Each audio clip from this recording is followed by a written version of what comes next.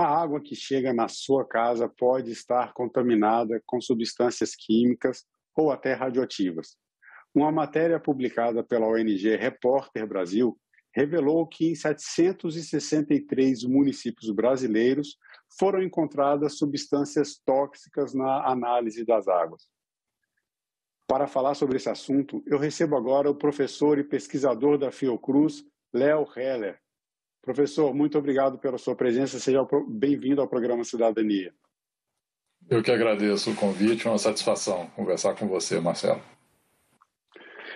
Professor, primeiro eu vou fazer um panorama sobre essa matéria que foi publicada pela ONG Repórter Brasil, destacando antes de mais nada que os dados obtidos pela reportagem foram buscados no Ministério da Saúde, no sistema de vigilância, de informação e vigilância da qualidade da água para o consumo humano, o CISÁGUA.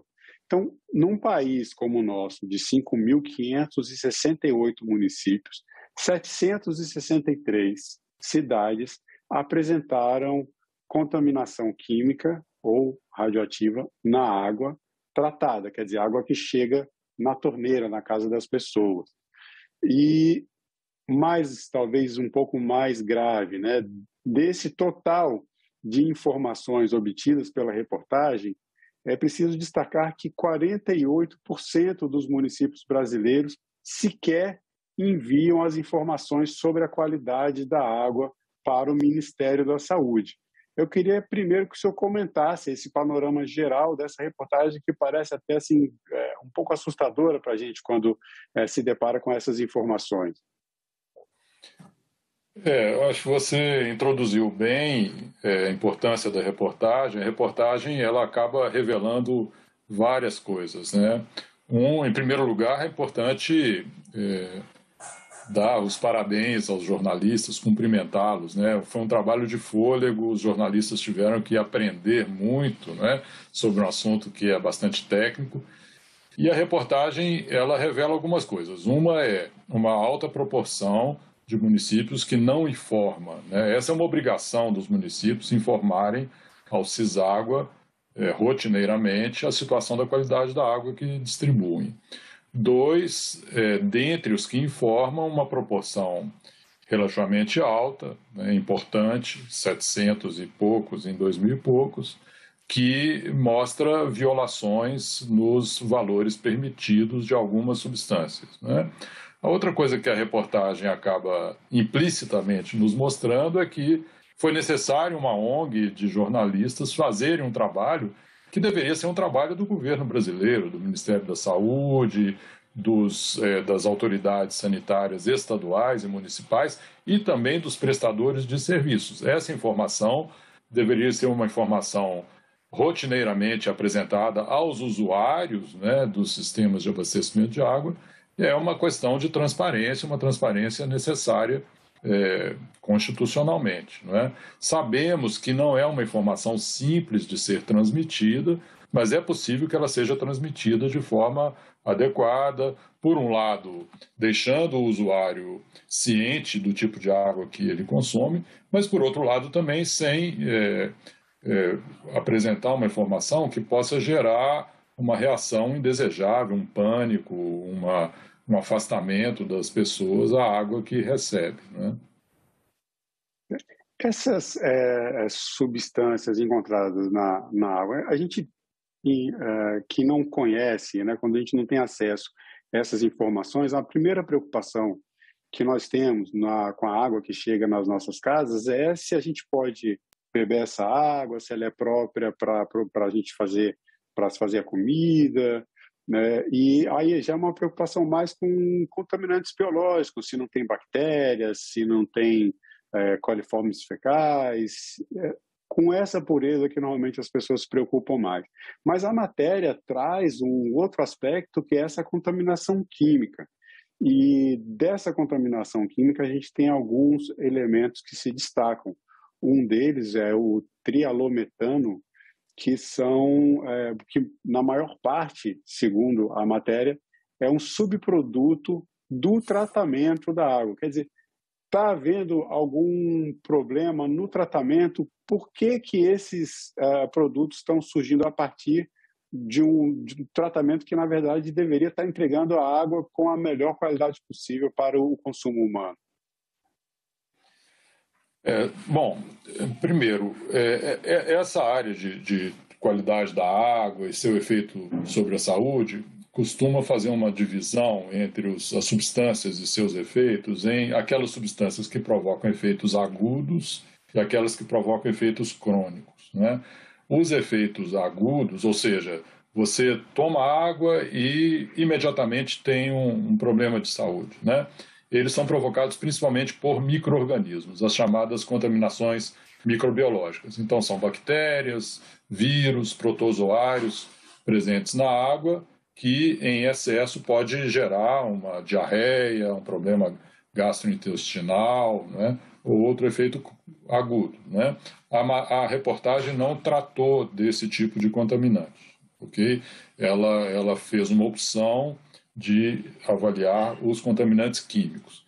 Bom, os contaminantes químicos, então, são uma categoria que podem gerar efeitos crônicos. E isso é importante a gente esclarecer, porque os valores, né, mínimos desses contaminantes, que a matéria mostra que em algumas cidades são violados, né, são ultrapassados, como que eles são calculados, né? Então, eles são calculados, são padrões internacionais, principalmente divulgados pela Organização Mundial da Saúde, e eles são calculados da seguinte maneira: se uma pessoa consome uma água cujo valor daquela substância está naquele patamar por um tempo prolongado, né, 70 anos de vida, bebendo 2 litros de água por dia, né, ao final desses 70 anos, uma proporção dessa população, em geral, trabalha-se com 1 para cada 10 mil pessoas, né, pode ter um efeito crônico, né? Esse efeito crônico pode ser um carcinoma, né, um câncer, um problema neurológico, um problema circulatório, um problema cardíaco, etc., né? Bom, enfim, eu estou explicando isso com algum detalhe para dizer que o fato de algumas cidades terem a água com valor acima desses valores não significa que vai haver um problema de saúde pública, que todo mundo que tomar aquela água vai imediatamente ficar doente, né? Então, isso é importante saber. Quer dizer, o que deve ser evitado é que essa água ultrapasse esse valor por um tempo prolongado, né? A reportagem foi muito feliz também porque ela identifica alguns municípios em que a presença daquela substância acima do limite ocorre sistematicamente, depois de 3 anos, etc., né? Bom, esse é um aspecto, né, respondendo a sua pergunta. O outro aspecto é que essas substâncias químicas podem ter diversas origens, né? Elas podem ser, por exemplo, um metal pesado que provém de uma descarga industrial, uma indústria que lança no rio um efluente com metais. Ela pode ser um agrotóxico, né, que chega na água pela aplicação na agricultura. Pode ser também um agente radioativo, né? Poucas cidades apresentaram. E como você perguntou e ressaltou bem, pode ser oriundo dos próprios produtos químicos que são aplicados para tratar a água, né? Principalmente cloro, né? Que é usado no tratamento de água para remover as bactérias, os vírus, aquilo que eu falei no início, que são as contaminações microbiológicas, né? Bom, o cloro utilizado inadequadamente, principalmente quando a água é muito contaminada, né, ela tem elementos que vão combinar com o cloro, pode gerar uma substância indesejável, né, que é um subproduto da desinfecção, e o principal deles são os trialometanos, né, que também podem ter efeitos cancerígenos.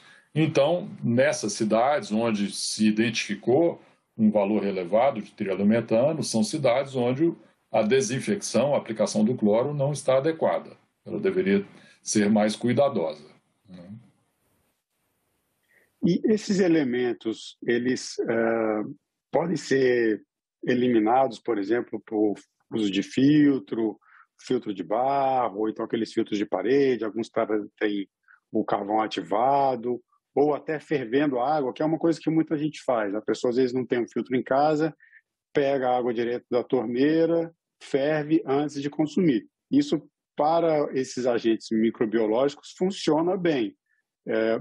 Funciona também no caso de metais e no caso de esses outros contaminantes que foram apresentados na matéria? Esses tratamentos domiciliares funcionam melhor para remover agentes microbiológicos, né, bactérias. Então, um dos processos é filtro, né? Então, a água passa por um meio filtrante ou uma vela, ou esses filtros industrializados têm diferentes tipos de meio filtrante, areia, outras substâncias granulares, né? E aí as bactérias ficam retidas, né? É muito interessante, quem tem filtro de barro em casa, né, que tem aquela vela no interior, percebe que ao longo do tempo a vela fica suja, né? Essa expressão utilizada. Na verdade, forma-se em torno da vela uma película biológica, né, gelatinosa, às vezes a gente tem que lavar frequentemente, e essa película tem uma função muito eficiente de reter bactérias, né, e outros micro-organismos, protozoários, por exemplo. A fervura também. A fervura, ela tem esse efeito, né, de remover bactéria pela elevação da temperatura, por um tempo prolongado, etc. A pergunta que você faz é muito difícil de responder. Se esses mesmos processos também removem os contaminantes químicos. Por que é difícil responder? Porque são muitos contaminantes químicos diferentes, né? Cada um tem um comportamento diferente no tratamento da água, na filtração, na fervura. Eu diria que, de uma maneira geral, a resposta é não, né? Eventualmente, uma ou outra substância pode ser removida, por exemplo, em um filtro de carvão ativado, né? O carvão ativado tem outro efeito, o efeito de adsorção, né? Mas eu seria muito irresponsável se eu respondesse: fiquem tranquilos, né? Com um filtro em casa, todas as substâncias químicas estarão removidas. Não estarão, não estarão. Algumas poderão não ser removidas. A gente vai conversando aqui sobre o assunto, é um tema bastante delicado, um tema importante, porque a gente está falando de água, e quando a gente fala de água, a gente fala não só de qualidade de vida, mas a gente fala da própria vida, né? Então, é importante que as pessoas entendam que não há um motivo de um pânico a partir dessa reportagem, mas que também, por outro lado, cobrem o poder público, cobrem a sua prefeitura, cobrem as empresas que abastecem as cidades com água, para que os dados sejam fornecidos, para que o acesso às informações sobre a qualidade da água que nós consumimos esteja disponível para toda a população, porque, afinal de contas, esse é um direito. Professor, agora eu vou passar para uma pergunta que é uma pergunta até delicada de se fazer, uma pergunta que a gente pode estar tocando num ponto um pouco polêmico. Entre os produtos químicos que foram encontrados nessas análises, existe o nitrato, que foi um dos mais comumente encontrados, os trialometanos, que nós já conversamos agora, que podem ser até subproduto desse tratamento da água que é feito com cloro. No caso, a quantidade de derivados de agrotóxicos ou de agrotóxicos encontrados na água, e inclusive em mananciais, também chama atenção e é um dos destaques da reportagem. A minha pergunta sobre isso é: será que a gente está diante de um dilema entre produzir alimento e ter água limpa, água de qualidade? Será que é possível a gente ter uma produção agrícola, ter uma produção de alimentos sustentável com menos agrotóxicos? Ou será que eles estão sendo aplicados de maneira errada? O que é que está causando isso? Como que a gente consegue equilibrar, né, uma produção agrícola com a manutenção da qualidade da água que chega à torneira da casa das pessoas?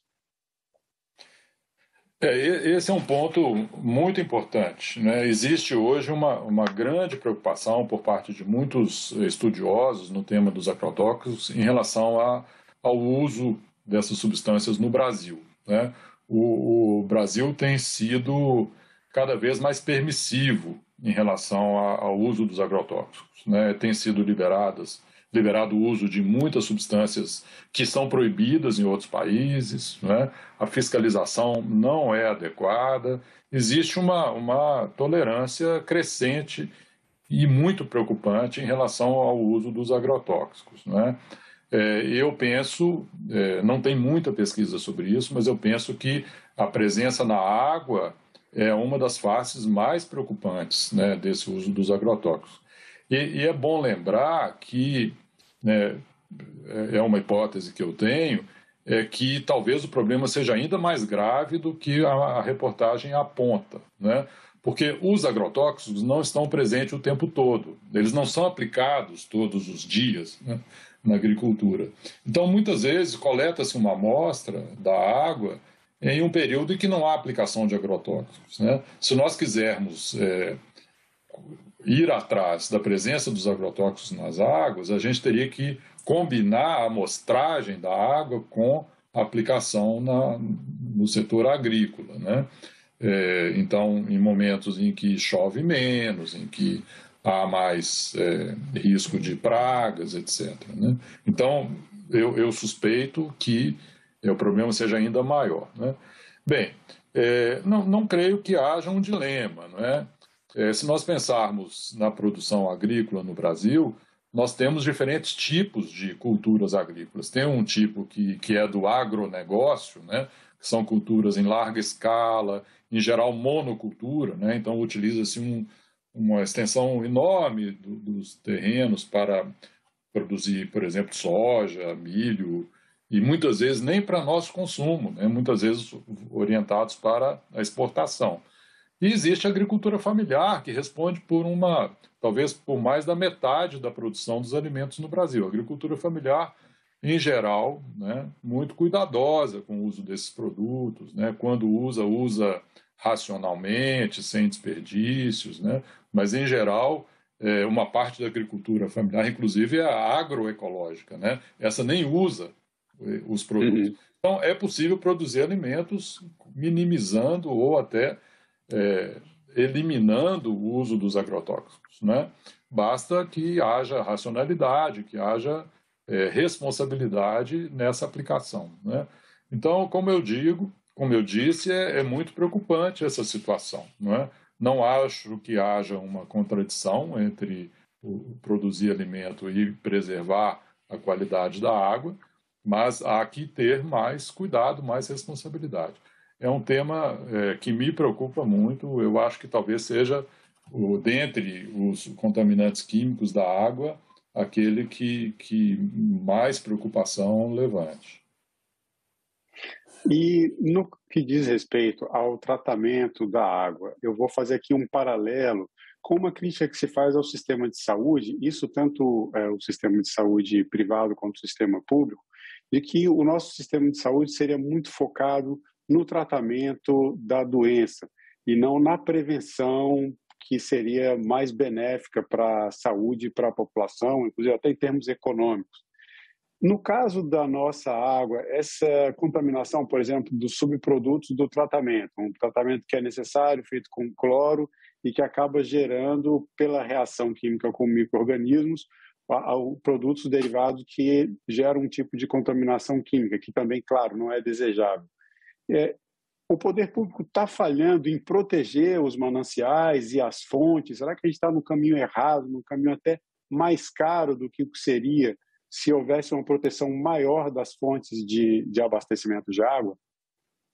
Eu não tenho dúvida disso, de que nós deveríamos proteger mais os nossos mananciais. Estamos falhando com isso, né? Não proteger os mananciais tem várias consequências nocivas. Uma é essa que você cita muito bem, né? Porque se você tem um manancial muito contaminado e a aplicação do cloro é feita de maneira não muito cuidadosa, pode haver a reação, né, entre contaminantes orgânicos da água e o cloro e gerar os subprodutos, né? Além disso, um manancial mal protegido pode ter esses vários agentes químicos que a reportagem aponta. Pode ter resíduo industrial, pode ter agrotóxico, pode ter resíduo que vem da mineração, né? inclusive contaminantes radioativos, e essas substâncias são muito pobremente removidas nos tratamentos de água que nós utilizamos, né? O tratamento de água que nós utilizamos, tradicionalmente, remove micro-organismos sólidos, né? E uma boa parte desses produtos químicos não são removidos no tratamento de água. Então, ela vai para a água distribuída. Então, prevenção é sempre o melhor remédio, né? Do que tentar remover essas substâncias antes. E se nós temos cursos d'água que são mananciais, né, que são utilizados para captação de água, para consumo humano, esses são os mais sagrados, deveriam ser a prioridade absoluta para que na sua bacia, né, na bacia que acaba resultando em contaminação da qualidade da água, não haja usos que possam comprometer a qualidade da água, né? Infelizmente, essa prática da prevenção não tem sido priorizada, né, no nosso meio, pelos nossos governos, pelas agências ambientais, né? Eu me preocupo muito com o momento que nós estamos vivendo, é um momento de muita tolerância, de pouco cuidado com a proteção ambiental, né? Não acho que as orientações para os órgãos ambientais hoje sejam as mais cuidadosas. A gente já teve momentos no país e nos vários estados em que se deu mais prioridade para a proteção ambiental. O senhor foi relator pela ONU, foi relator especial do direito humano à água entre 2014 e 2020. E a própria ONU, assim, o reconhecimento do acesso à água como direito humano pela Organização das Nações Unidas é bastante recente. Isso foi reconhecido em 2010 e ainda assim não foi assinado por vários países. O que essa experiência traz para a questão do gerenciamento dos recursos hídricos no Brasil e o que significa para a população, né, mundial, eu diria, o reconhecimento desse direito humano e se essa a ausência da assinatura de vários países indica que a gente possa estar caminhando para conflitos em relação ao acesso à água no futuro breve. Em 2010, né, houve a aprovação pela Assembleia Geral da resolução que reconhece os direitos humanos à água e ao saneamento, né? Nessa votação, 123 países votaram a favor, o Brasil foi um deles, o Brasil foi um entusiasta dessa resolução na época, né? A resolução foi apresentada pelo governo da Bolívia. Então, 123 votaram a favor, 41 se abstiveram, né? Nenhum votou contra. As abstenções tiveram várias motivações, né? Alguns protestaram contra aspectos mais formais de encaminhamento da resolução, né? Outros não, outros países, Estados Unidos, Canadá, os países de linhagem mais anglo-saxão, né? Inglaterra, Austrália, falavam, olha, vocês não têm que me ensinar aqui que eu vou fazer, isso é uma questão da soberania do meu país e o país que decide. São países que têm muito essa noção de deve ter uma baixa influência, né, dos órgãos internacionais. Mas, independente disso, foi muito importante a aprovação dessa resolução, né? Ela colocou em cena para o setor de água, para o setor de direitos humanos, que fornecer água e prover serviços de esgotamento sanitário deve ser feito perante ou sob o marco dos direitos humanos, e o que tem várias implicações, né? Por exemplo, a gente está falando hoje de qualidade da água. Qualidade da água é um tema central no fornecimento de água, perante o marco dos direitos humanos. Mas eu acho que o princípio mais importante desse marco é o princípio da não discriminação, da igualdade e não discriminação, né? Que vai dizer que ninguém pode ser tratado de forma discriminatória quando falamos do acesso à água e ao esgotamento sanitário, né? E os vários países, eu como relator visitei vários países, fui exposto a várias situações, né, por denúncias, por correspondências, etc., A minha percepção é de que esse padrão de discriminação é um padrão presente em quase todos os países, ou praticamente todos os países.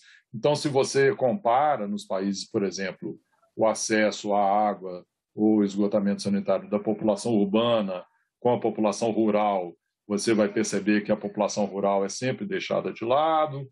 Se você olha as cidades e compara as áreas tradicionalmente urbanizadas com os assentamentos informais, a mesma coisa. Quando existem estatísticas que mostram isso, desagregamos a população de acordo com a faixa de renda ou faixa de educação, nós vamos perceber que quanto mais rico, melhor o acesso, etc., né? Em outras palavras, quem mais precisa, né, de uma água para proteger sua saúde é quem menos tem, né? E os direitos humanos vão colocar isso em cena e vão falar para os países, por favor, ao estabelecer suas políticas, coloque como prioritário o acesso das populações que são tradicionalmente marginalizadas, né? Acho que esse é o grande ganho, o principal ganho do marco dos direitos humanos, a água e o saneamento. Bem, professor, eu quero agradecer a sua presença no programa Cidadania. Nós chegamos ao final da nossa entrevista. Obrigado pelo seu tempo e pelas informações. Eu que agradeço aí a oportunidade. Bom, e eu agradeço também a você que assistiu essa entrevista. Acompanhe o canal da TV Senado no YouTube e saiba tudo o que acontece no Poder Legislativo diretamente da fonte. Obrigado pela sua participação e até o próximo Cidadania.